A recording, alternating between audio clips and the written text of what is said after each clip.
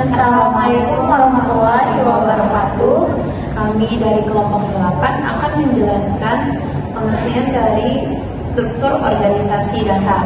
Saya Yolanda Naila Lestari dengan NIM A1A02410038. Dan saya Amanda Emilia Kartika dengan NIM A1A024144. Jadi di sini kita akan menjelaskan tentang rancangan organisasi dasar. Dari latar belakang, secara umum organisasi formal dianalisa dari segi sifat-sifatnya, strukturnya, dan bentuk rancangannya berupa desain organisasi. Desain organisasi menekankan sisi manajemen dari teori organisasi. Dalam arti, untuk merancang suatu organisasi, perlu dilakukan dengan menerapkan fungsi-fungsi manajemen dalam desain organisasi. Desain organisasi mempertimbangkan konstruksi atau membangun dan mengubah struktur atau memperbarui organisasi untuk mencapai tujuan-tujuan organisasi. Perancang desain organisasi menciptakan suatu cara atau rencana untuk mencapai tujuan. Rumusan masalah. Apa itu rancangan organisasi? Kedua, bagaimana perspektif universal pada rancangan organisasi? Ketiga, bagaimana pengaruh situasional pada rancangan organisasi? Keempat, apa saja strategi dan rancangan organisasi? Keenam, bagaimana bentuk dasar dari rancangan organisasi? Keenam, apa persoalan yang muncul dalam rancangan organisasi?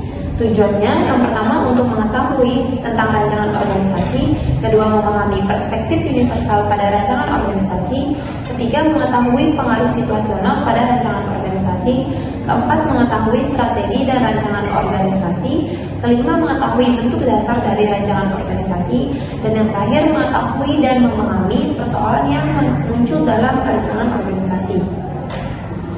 Pembahasan. Yang pertama dari rancangan organisasi.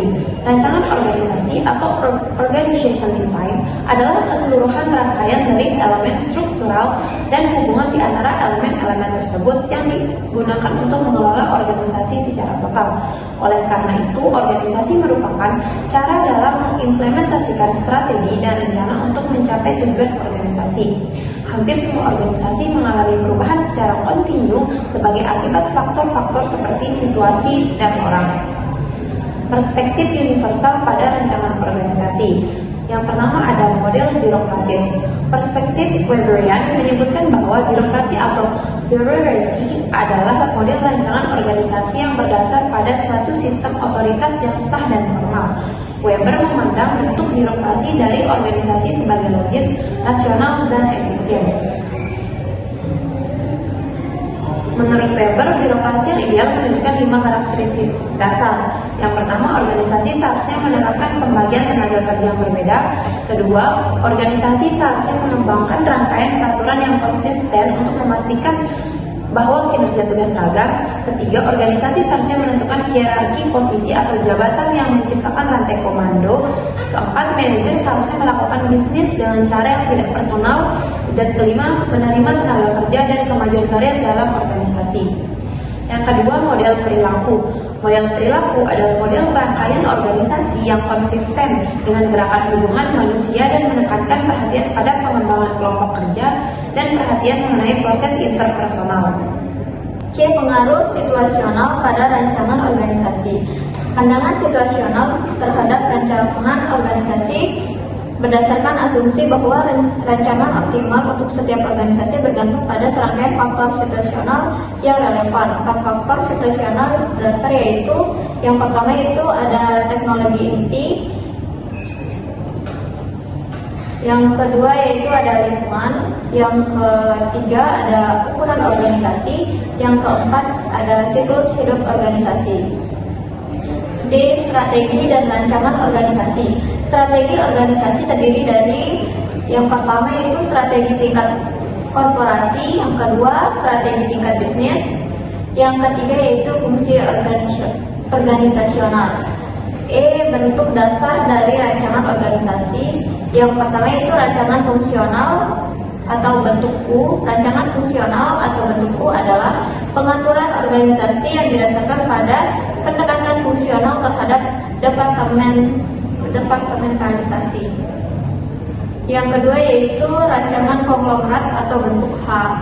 Rancangan konglomerat digunakan oleh organisasi yang terdiri dari serangkaian bisnis berhubungan. Yang ketiga yaitu rancangan divisional atau bentuk M. Rancangan divisional didasarkan pada bisnis, berganda pada bidang-bidang yang berhubungan yang beroperasi dalam kerangka kerja organisasi yang lebih besar. Yang keempat yaitu rancangan matriks. Rancangan matriks didasarkan pada dua dasar departementalisasi yang saling tumpang tindih.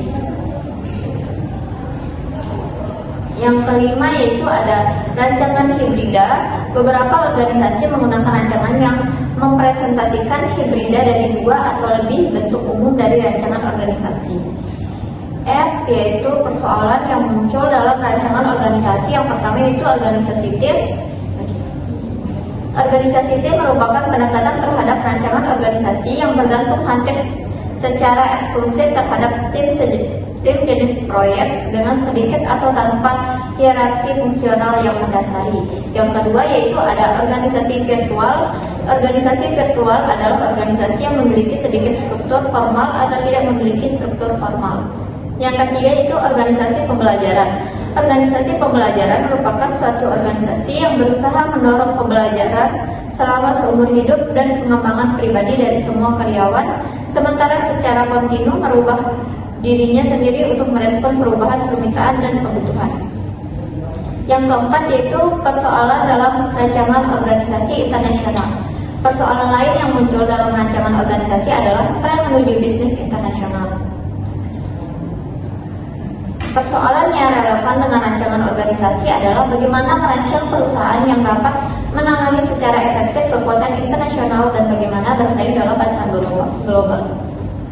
Terakhir, kesimpulan, rancangan organisasi atau organization design adalah keseluruhan rangkaian dari elemen struktural dan hubungan di antara elemen-elemen tersebut yang digunakan untuk mengelola organisasi secara total. Oleh karena itu, organisasi merupakan cara dalam mengimplementasikan strategi dan rencana untuk mencapai tujuan organisasi. Hampir semua organisasi mengalami perubahan secara kontinu sebagai akibat faktor-faktor seperti situasi dan orang. Selain itu, rancangan organisasi untuk organisasi yang lebih besar sangat kompleks dan memiliki banyak tingkatan dan variasi. Manajer seharusnya tahu bahwa merancang suatu organisasi merupakan proses keberlanjutan yang tidak pernah selesai.